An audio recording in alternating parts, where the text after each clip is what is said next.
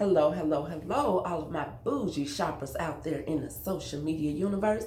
It's your girl, Bougie Thrifter, and I'm back with another video. You guys, my last video was a Goodwill haul. I hope you enjoyed it, but I just want to say, make sure you subscribe and hit that bell so you be notified every time I go live or I upload a video. Now, once I get to a certain number of subscribers, I will start going live, but I'm not going to tell you guys that number, and I'm not going to tell you how many subscribers I have until I get to that number. I'm speaking it and thinking it into existence without having to worry about others praying against me. I'm all about manifesting. Now that I got that out of the way, you guys, I know you saw the title of this video. This video, I will be talking about comparing selling online on Poshmark, Depop, Mercari, Facebook, 5 Mile to selling at a flea market. Now, first of all, if you don't know what Depop, Mercari, and Poshmark are, those are apps or websites that you can go on to buy or sell new or used clothing. You can make a living out of this. I have, and so many of my friends on Instagram have as well. So that's what those apps are for. You can also do that on 5 Mile, but 5 Mile is a little different. With Poshmark, Depop, and Mercari, you ship everything, and the customer pays for shipping unless you decide to offer free shipping. Other than that, they pay for it. Now, on 5 Mile, the customer drives to you or they meet you somewhere. Now, I suggest when you first start or if you don't feel safe, you meet people somewhere. And I suggest the police department. I had a lot of people saying, why the police department? Because if anything happened, the police are right there to help. So that's where I used to meet people at. Now I've been doing it for so long, I let them come to my house. But however, I have protection. All of my neighbors know what I do, and when someone is coming over, I make sure at least 3 neighbors know that someone is coming over so they can look out for me just like I look out for them. Now that's 5 Mile. Now on Facebook, it's the same way. You have to meet them in person or you can ship. Now I think you can ship on 5 Mile. However, I've never done that. I don't even want to deal with that on 5 Mile. It's called 5 Mile because you're close to me. Come get it.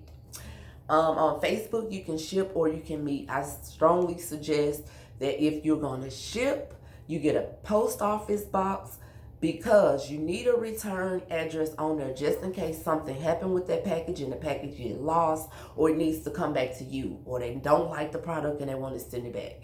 You need to have a return address and you don't want to have all these strange people knowing your address. So I highly suggest you get a post office box for that.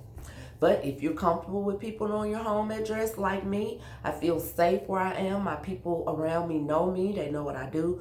So I use my address. I'm just talking about for the newbies. I suggest you use the post office box because some of these customers can get a little weird.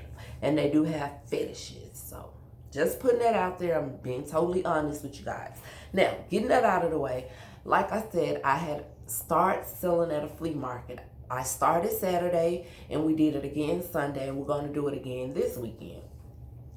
I absolutely love it. The only difference is you have to understand it is a flea market. It's not your personal store. It's not Poshmark. It's a flea market. People are coming there because they want good stuff for cheap. So if you are a person that only sell high-end things, I don't think selling at a flea market will be good for you unless you're getting those high-end things from the bins and you're only paying like dollars for it when you can, say you maybe pay 50 cents for it and because it was kind of heavy in the bin. And then you make $10. Okay, that's a wonderful profit. But I don't want you to think that you're going to be able to come and sell a purse or something for $100 and $200. That's not what a flea market is. And I saw a lot of people didn't get any customers because of that. And they were all looking at me like, this is her first time. Why is everybody flocking over there? One thing I did was I had a sign that said 5 items for $20 or $5 each. That means everything in there was $5 or 5 for 20. But once they got in there and they was like, okay, can I get this for $4 or I only have $3? I knew that I had got this stuff free or I had got it from the bins. So me making $3 off something I paid $10 per bag was wonderful. So I said, okay, that's why I suggest no high-end things. I didn't take my Tory Burch purse. I didn't take my Kate Spade wallet. I didn't take my high-end items. I took the things I needed to get rid of, or I just wanted to flip real quick, and I made some good money. Now, selling at the flea market, the fees are, well, here at mine, there's two different fees. One, if you want a space where you just park your car and you sell out of your trunk, or you put your stuff on the ground and you don't want a tent, or if you have a tent yourself and you just want a space to put a tent, then a $10 slot is perfect for you. You already have a tent. But see, me, I want it to be under a covering because I have like a lot of stuff that cannot be in direct sunlight. So I got a covered space, and it was a big space, and I got that for $20. We had to be there at 6. The flea market didn't open until 7, so that gives you an hour or 30 minutes, however, whatever time you get there, give you till 7 to set up. And then it closes at 3. You can leave whenever you want to. You can pack your stuff up and leave, which I did. After I made my goal the first day, I packed up and I left because it was hot out there. It was our first day and we weren't used to just sitting out there in the heat. So we left, but I made my goal. But the second day, I did stay a little bit longer, I think. I might have stayed a little bit longer. And I still made my goal. It was good. People were coming in, and this is how I did my shoes. $5. Now remember I told you guys that oh, I'm sorry, that was the last video. I'm getting confused. Okay, in the last video I had 1, 2, 3, 4, 5, 6 pair of shoes in a bag, but I also had some clothes, but I had 6 pair of shoes. Now for that haul, I paid $17. Now let's say I'm at the flea market. This is how I would do that. I paid $17 for everything, not just the shoes, for everything, but I want $5 for these. That's $5 for these, that's 10. $5 for these, that's 15. $5 for these, that's 20. $5 for these, that's 25. $5 for these, that's 30. I've already made my money back plus some that I paid on all of the items, and I haven't even sold all of the items. That's the process you want to think about when you're selling at a flea market or reselling anywhere. If you buy a product, say if you buy these shorts, right? And at the store they were $10. If you know for a fact that you can't get $25 or $30 for these shorts, then don't pay $10 for them, because you're going to have to subtract the $10 from your whatever you sold it for, and that's your profit. The more profit you make, the more money you make. Remember that. So I will sell these shoes for $5. I don't care that these are Levi's. These are Brooks. These are Skechers. These are K-Swiss. And these are Nike. When I'm selling at the flea market, these are just shoes. I want them gone so that I don't have to pack them up and put them back in my car and bring them home. So I will sell them for $5. Somebody come up and say, wow, I want these shoes, but all I have is $4. Sold. Now, if I had my Tory Burch purse there, I wouldn't do that. That's why I wouldn't take it there. Everything you take to the flea market that you intend to sell. So you don't want to turn someone away just because they're $1 or $2 from what you're asking. You are there to get rid of stuff, to sell it so you can buy more stuff and keep your business afloat. See what I'm saying?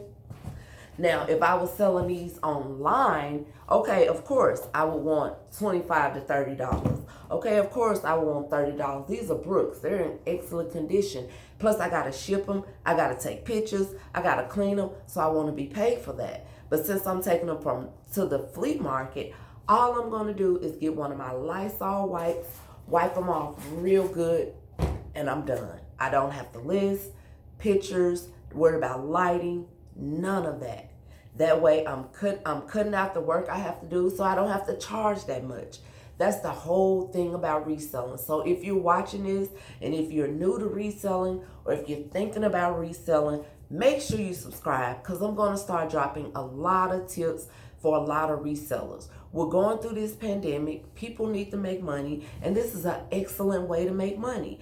I just spent $17 on a bag full of stuff that I'm sure I'm going to make at least $75 to $100 if I sell it all online.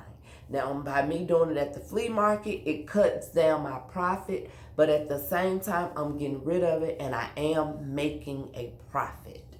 Now, if you go into stores like the Salvation Army and you may be paying $5 for a shirt, then that's not something you want to bring to the flea market, because that's what that person is going to want to pay. They're not going to want to pay you $10 to $15. You're at a flea market, they're going to want to pay you $5. So that's why I say bring your lower end items or items that you just want to get rid of. And at the flea market, you want to stick to the season at hand. I know online, we prepare for the next season early. Like right now, a lot of people are buying fall items to get ready for the fall. But that's not how the flea market works. You buy what's in season now. They want summer stuff. They want summer dresses. They want men's shoes. The men were really shopping with me. I don't know what it was, but they were shopping, and I'm very appreciative. I hope you guys enjoyed this video. I hope I gave you some tips. I help you out with selling at the flea market. If you have an outdoor or indoor flea market in your area that rents out spots to resellers or just to people that need to get rid of stuff, try it once.